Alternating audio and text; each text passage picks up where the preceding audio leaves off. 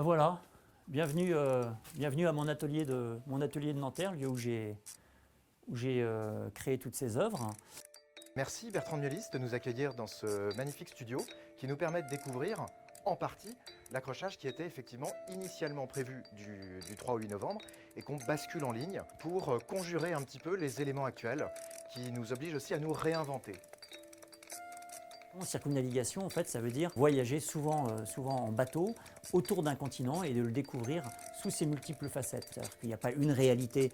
Ce qui m'intéresse, c'est d'aller regarder de tous les côtés pour découvrir de façon plus globale un endroit ou une situation ou parfois un paysage intérieur.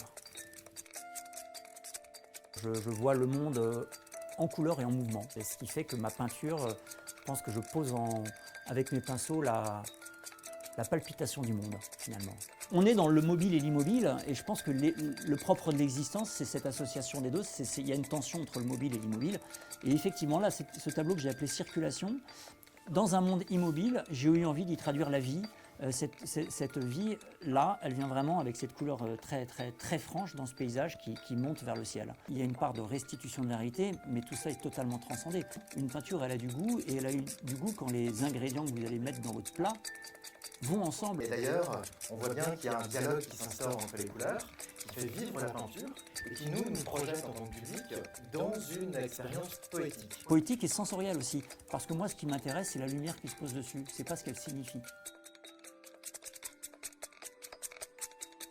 Là, on est au Sable d'Olonne et j'ai été très intéressé par ce paysage parce que je trouvais qu'il y avait une tension qui s'élaborait entre cette aspiration tout à fait géométrique avec un point de fuite qui part par là-bas, un étau qui est ici, qui fait qu'on se sent à la fois compressé et aspiré vers un ailleurs derrière. Je l'ai appelé les jours meilleurs parce qu'on sent bien que c'est par là-bas que ça se passe et le monde est par ailleurs assez tourmenté.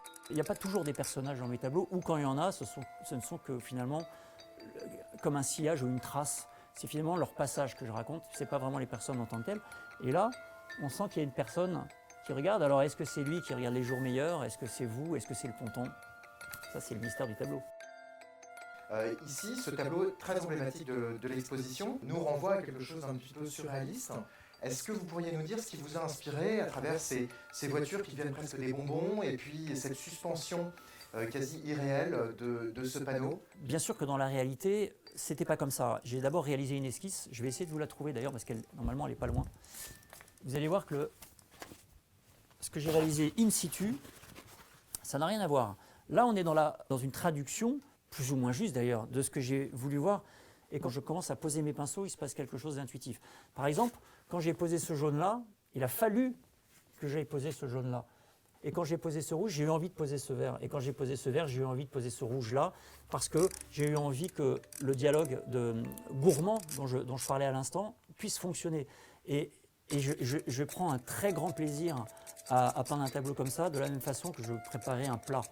Il y a quelque chose qui est de l'ordre de la gourmandise. Autre chose sur ce tableau-là, vous voyez que ce panneau, il est presque en lévitation. J'aurais pu bien sûr l'asseoir, le dessiner très fortement, mais au moment où j'ai peint, je me suis dit, n'allons pas trop loin.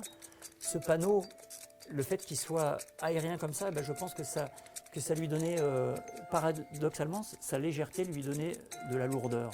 Quand je suis avec mon chevalet à San Francisco, comme c'est le cas là, mon ambition n'est pas du tout de transcender le réel. Je peins avec mes yeux, avec mes mains, avec ma concentration. J'essaie d'être au plus juste de ce que je vais voir. Et ça, c'est très différent du travail en atelier. Parce que quand je retourne en atelier, le paysage n'est plus là. Sur place, c'est toujours le paysage qui gagne, hein, ça c'est certain. En atelier, c'est différent. Je suis seul, avec mes souvenirs, avec mes esquisses, avec des photos qui peuvent me servir également. Et je vais essayer de retraduire, de refaire une proposition personnelle de ce que j'ai pu vivre. Cet arbre-nuage, par exemple, dans la réalité, je l'ai vraiment vu, je l'ai peint in situ. Dans la vraie vie, il n'a rien à voir avec ça. Mais je pense que j'y mets beaucoup de moi, de ma sensibilité. Et cet arbre-nuage, au moment même où je le peignais, il s'est mis à devenir assez aérien et j'ai été emporté par le tableau parce qu'il y a un moment où c'est le tableau qui commande.